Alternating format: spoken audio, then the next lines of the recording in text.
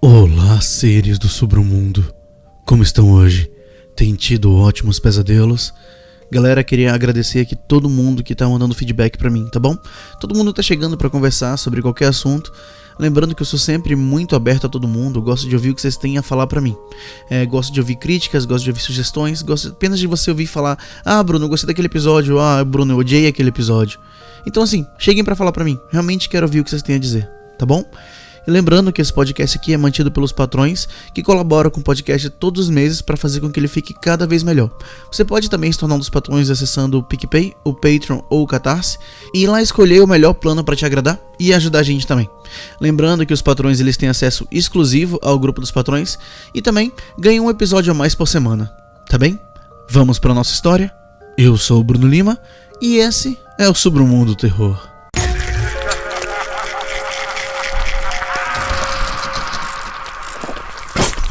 Submundo Terror.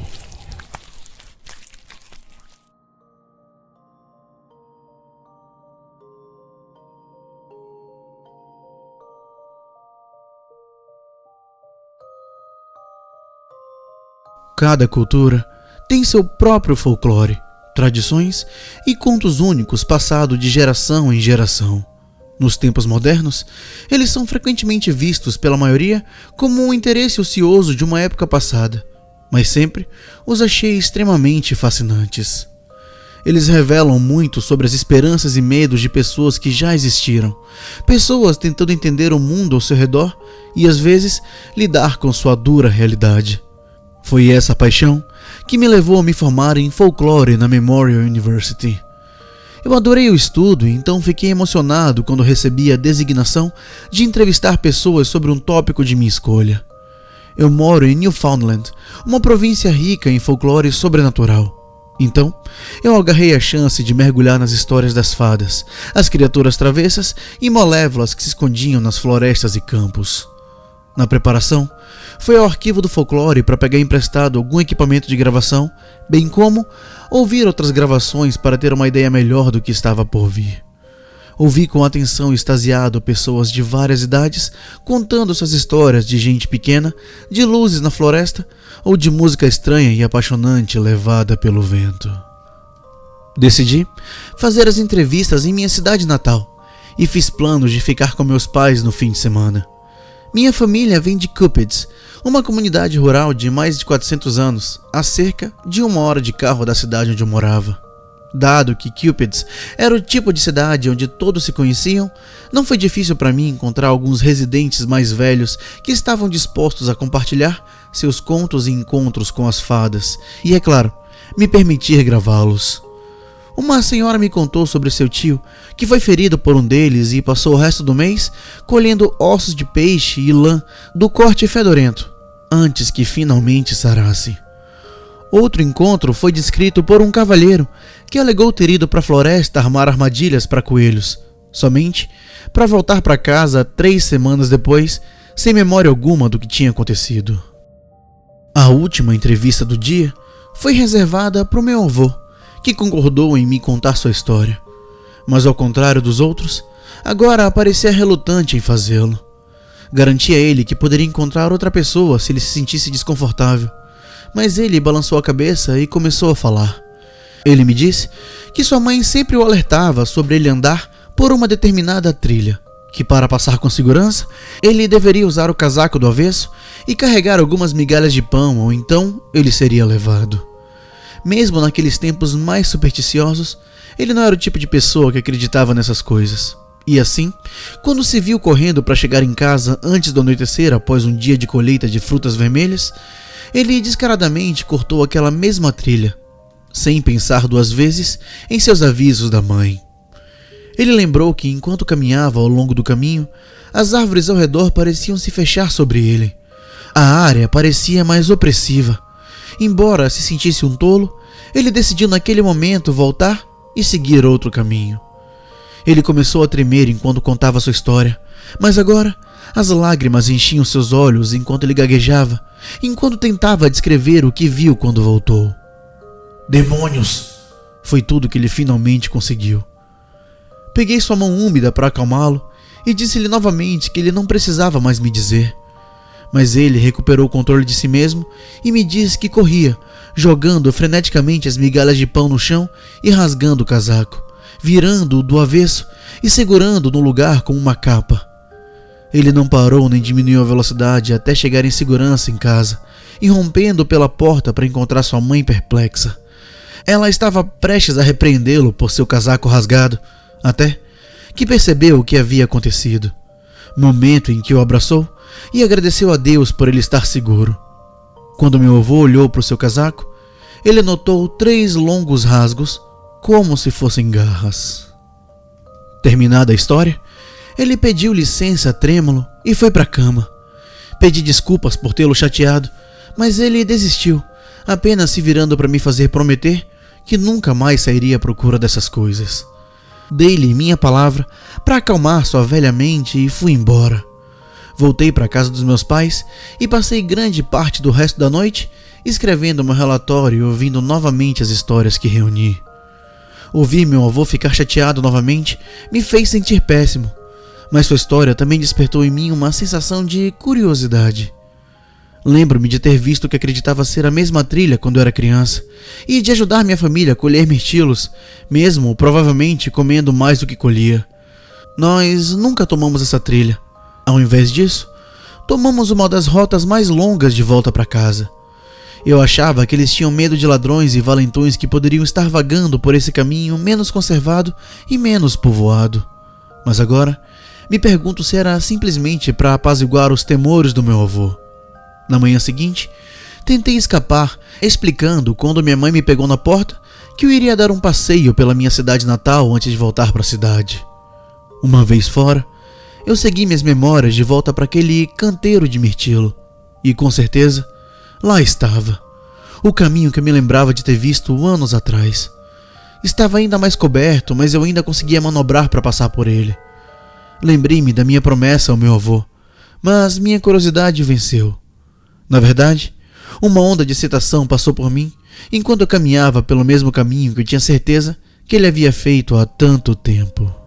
Estranhamente, conforme eu caminhava, o crescimento excessivo parecia recuar, como se alguém tivesse mantido o caminho apenas até certo ponto e depois parado.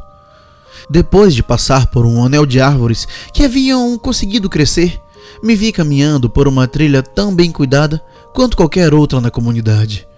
Minha confusão inicial com a mudança no caminho estava se transformando em decepção, enquanto me perguntava se, afinal, aquele era o lugar certo. Talvez alguma parte infantil de mim tivesse esperado ver algo de outro mundo. Essa sensação logo foi substituída novamente, agora, por uma sensação cautelosa de estar sendo observado. Eu nervosamente aumentei meu ritmo, não por medo de fadas, mas de pessoas maliciosas. O caminho permanecia bem cuidado, mas as árvores densas de cada lado me davam a sensação de que iam me engolir. Comecei a suar enquanto continuava em frente, antes que um som me fizesse parar no meio do caminho. Apesar de minha mente gritar para mim para não fazer, eu me virei para o som, aquele som que vinha da área que eu tinha acabado de passar. Meu sangue gelou, com a visão que saudou meus olhos. Parado ali, estava uma criatura alta que parecia ser feita de casca de árvore e rangia e gemia a cada movimento. Seu corpo era magro e torto, como um abeto que fora maltratado e deformado pelos elementos com braços de galhos quebrados desiguais. Suas pernas eram igualmente deformadas, levando a uma confusão de raízes no lugar dos pés. Seu rosto era o mais assustador. Abriu-se em um sorriso de lascas sobre as quais 2 buracos perfurados pareciam olhares zombeteiros. Fiquei paralisado enquanto um barulho de estalo anunciava a aproximação de seu companheiro. Uma criatura que vinha de 4, cujo corpo retorcido e nodoso parecia feito de chifres e tendões finos e úmidos, exceto pelo rosto, que era um crânio de alce, completo com chifres mais largos e olhos que pareciam pérolas e brilhavam de terrível beleza. Um terceiro ser apareceu, se formando do chão na minha frente. Ele tinha uma forma vagamente humanoide, embora sem rosto, e parecia ser composto de musgo e solo, embora cheirasse a morte e os insetos se enterrassem nele. tive a pior sensação de malícia enquanto olhava para essas coisas. Eles, as fadas, governavam aqui e eu estava invadindo. Ou seus pensamentos entraram em minha mente, ou meus medos projetaram que o rei da podridão quisesse me sufocar em seu abraço fedorento, que o rei das árvores queria me separar até que meus membros estivessem como galhos de árvore quebrados, e o rei dos ossos quisesse sangrar-me com cada um de seus galhos retorcidos. Eu fui arrancado do meu transe horrível quando um braço mal formado, montado por um inseto, começou a se estender para mim. Eu fugi deles. Eu podia ouvir o rangido, o estalo e o arrastar de sua perseguição enquanto fazia. O caminho agora parecia impossivelmente longo enquanto eu corria, amaldiçoando minha arrogância e minha curiosidade a cada passo. Amaldiçoei-me ainda mais quando senti algo rasgar meu quadril, quase me jogando longe e me fazendo cair. Minha mente entrou em um pânico mais profundo quando senti um líquido quente e uma sensação de rastejamento vindo da ferida, mas me forcei a continuar. Com um chicote, fui atingido nas costas, me fazendo cair para frente. Eu me arrastei para frente de 4 como um animal assustado, até que pudesse me endireitar e correr novamente. Eles poderiam facilmente ter me pegado e me matado lá, mas não fizeram. Eles estavam brincando comigo. Eu era o jogo deles e eles queriam saborear meu tormento. Ofegante por causa do golpe, a queda e as dores de que me tornava cada vez mais consciente, pensei na descrição do meu avô. Demônios. Naquele momento, não consegui pensar em nenhum termo melhor para descrevê-los. As histórias que reuni falavam de sua maldade, mas mesmo a recontagem chorosa de meu avô falhou em incutir em mim uma vaga ideia de puro mal que espreitava aqui, ou uma verdadeira crença de sua existência. Não tinha pão para oferecer, nem casaco para virar do avesso. Era início de outubro e o dia estava tão quente que nem pensei em levar o casaco. Fui tirado dos meus pensamentos pelo sinal da minha salvação. O caminho à frente estava mais uma vez se tornando coberto de mato. Eu esperava estar chegando ao limite de seu domínio. A minha invasão logo chegaria ao fim. Essa esperança foi destruída quando uma dor aguda perfurou minha pele. O rei dos ossos não me deixaria ir sem sua marca. Mais uma vez, fui lançado para frente, caindo no mato. As ortigas, raízes e grama adicionaram uma agonia própria ao meu corpo ferido. Por algum milagre, levantei-me e manquei lentamente.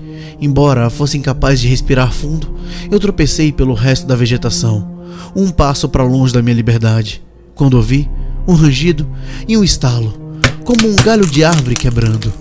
Olhei para trás e percebi que o rei das árvores segurava meu braço e o segurava em um ângulo impossível.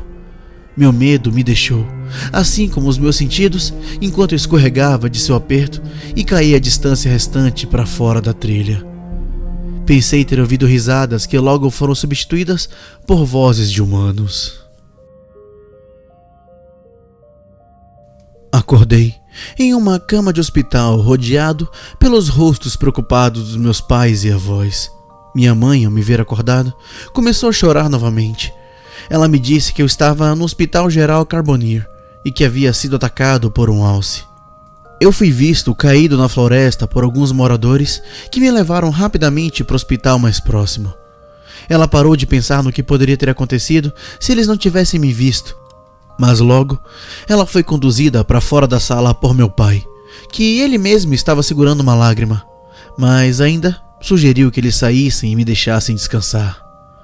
Meu avô sugeriu que minha avó fizesse o mesmo, e depois de um olhar interrogativo, ela também foi embora, nos deixando a sós.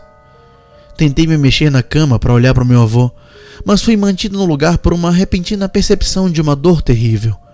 Eu olhei para o gesso em meu braço e depois de volta para o meu avô, que se moveu para o meu lado, para que pudesse falar baixinho comigo. Eles parecem não conseguir manter as feridas limpas, ele me disse, depois de um momento de silêncio. Eles continuam encontrando fragmentos de ossos, lascas e sujeira. Ele se interrompeu, então continuou tristemente. Você foi procurar as fadas, não foi?